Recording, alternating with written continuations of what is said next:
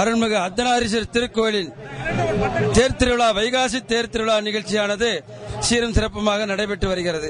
கொங்கு நாட்டு 7 சிவஸ்தலங்களில் திருக்குடி மாடச் செங்குன்றூர் என்கின்ற திருச்செங்கோடு அருள்மிகு அர்த்தநாரீஸ்வரர் திருக்கோயில் 10ஆம் திருவிழாவானது இன்று தேர் திருவிழா அர்த்தநாரீஸ்வரர் திருத்தேரில் எழுந்தருளியுள்ளார்.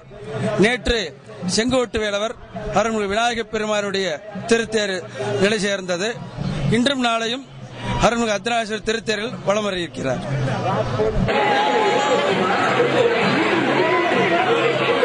திருச்செங்கோடு வைகாசி விசாக தேர் திருவிழாவானது தமிழ்நாட்டிலேயே 3ஆவதாக பெரிய தேர் என்று அழைக்கப்படும் இந்த விழாவானது 14 நாட்கள் நடைபெற்றுக் கொண்டிருக்கிறது.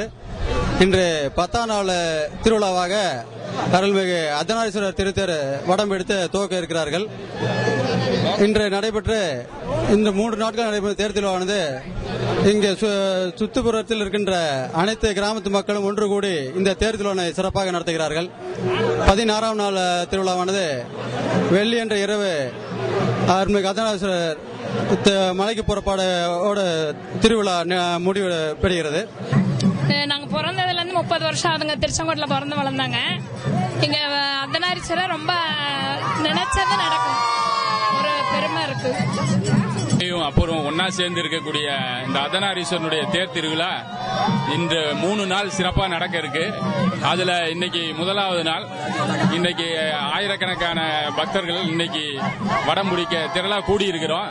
இது காலங்காலமா வழக்கமா நடந்துட்டு இருக்கிற மிக சிறப்பான நிகழ்ச்சி.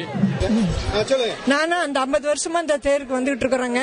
ஆனா நிறைய ரொம்ப விசேஷமான இது அர்த்தநாரீஸ்வரர் மலையிலிருந்து கீழே வந்து தேர்ல வந்து ஊர் சுத்தி வர்றாரு, பிரகாரமா வர்றாரு.